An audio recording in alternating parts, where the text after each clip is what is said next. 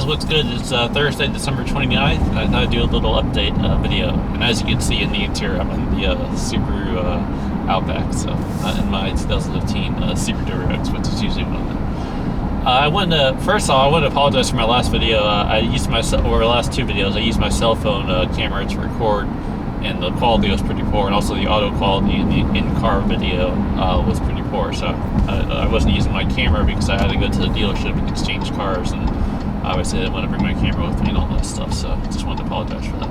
Anyways, as for the update, the dealership did call me yesterday, and they said that I guess they ordered the wrong part for the clutch master cylinder, and so originally I was going to get my car back today, but I'm actually going to probably get it back maybe even Saturday, even later now, because they ordered the wrong part. So because they're going to keep my car longer, I ended up calling my service advisor. His name's Colin, and I called him and I told him that last time I was there I didn't get to speak with him because I guess he was dealing with another customer. And so anyways, I talked to him and I told him some other issues that I wanted to bring to their attention, which was the brake pedal feel. It just seems like now, of course I've had my car for almost 3 years now, and I got almost 30,000 miles. Well, I'm getting closer. I think it was like 27,000 or 28,000. Anyways, the brake pedal feel just feels like it required a lot more pedal effort to brake. And I've always been pretty light on my brakes, besides, doing some pulls and stuff, I'd kind of get hard on the brakes to watch out for cops and stuff. But it just seems like the pedal feel was just kind of like a mushy feel, like it just feels like it required a lot more pedal effort than our car prior. And then driving this loaner car, which is a brand new 2017 Outback, it just feels like the brakes just feel like a lot more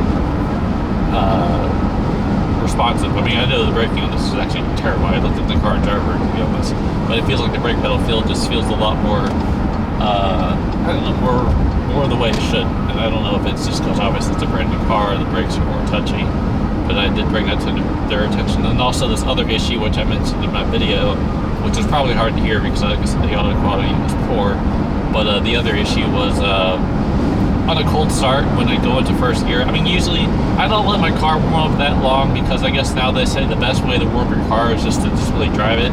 I usually let my car warm up for about 3 minutes depending on how cold it is, and I start driving. But every time I go in first gear, I'd make this odd crunch sound, like literally I would just go in and it was just like a really odd sound that I've never heard in 2 winters prior to this winter. And so I told that to them. And then one thing I forgot to mention was the throttle bearing noise, which I don't know, maybe if they call me today to update me on what they figured out, maybe I'll mention that to them too. But then again, I don't want to make it seem like I'm taking advantage of them. But so yeah, so I figured I'd just get everything fixed, and I will probably post up another video once they call me back and let me know what they figured out with the brake pedal feel and that first gear crunch, and who knows what else could be wrong with the car. And also, I think the O2 sensor, I'm assuming they replaced that because it really wasn't much of an issue. I don't think they mentioned anything to me. It was just the brake master cylinder. I guess they replaced it with the part that they got, and then it ended up not even working at all. So I think that they just said they ordered the wrong part. So I guess, fine. That's fine, no big deal. As for this car, well, I'll tell you the thing that I do like about it is this has also got the HID headlights, and the lighting is so much better. Like at nighttime, like it's just so much better, the lighting, compared to my car, which is just a premium model with the halogen headlights. But yeah, it makes such a huge difference. In my previous car before my WRX, was a 2004 Saab 9.3 Aero, and that had HID lights, the xenons, and it's just so much of a better driving experience. I just noticed with my WRX, I'm sometimes driving on the roads where it's like raining and stuff, and I question whether I have the lights on. Like I'm always playing with this to make sure I have the lights on because it just seems like they're just so dim. And also like on a rainy day where the road is like black and it just seems like your lights are off, and it just always confuses me. It seems like I have the lights off, but it's just that they're just very poor lighting, I guess, with the stock halogen lights. And then this was like a whole new thing. It was like so much better experience. Just get that light, bluish look to it, and it looks a lot cooler. So I do like that.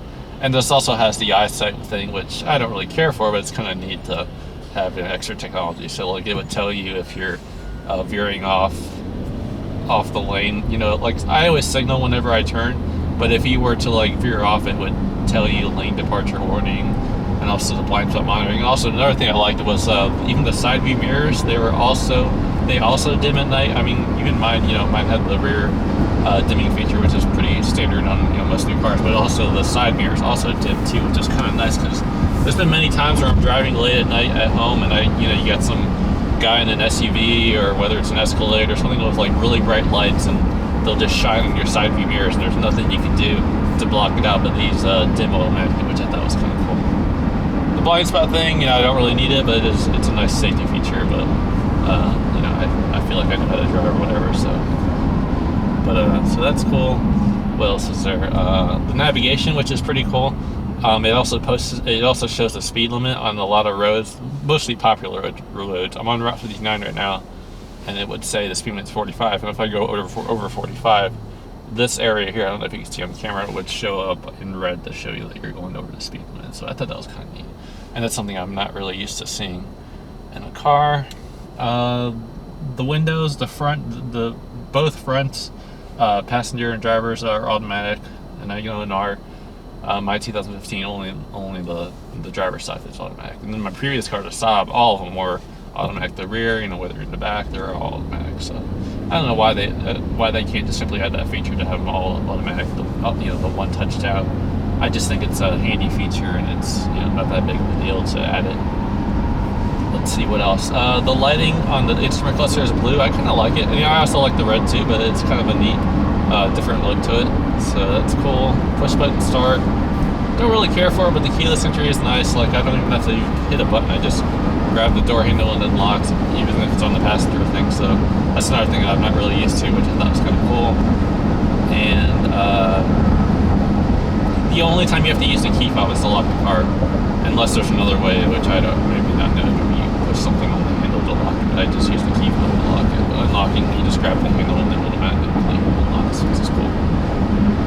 Fuel economy, which I mentioned in a comment in my last video, it's been pretty poor. I mean, I don't recall what my miles per gallon is, but I had this thing on a full tank when I got it yesterday, and I've driven 47 miles, and I'm not quite at a half a tank, but I'm pretty close. I've been like so light on the throttle.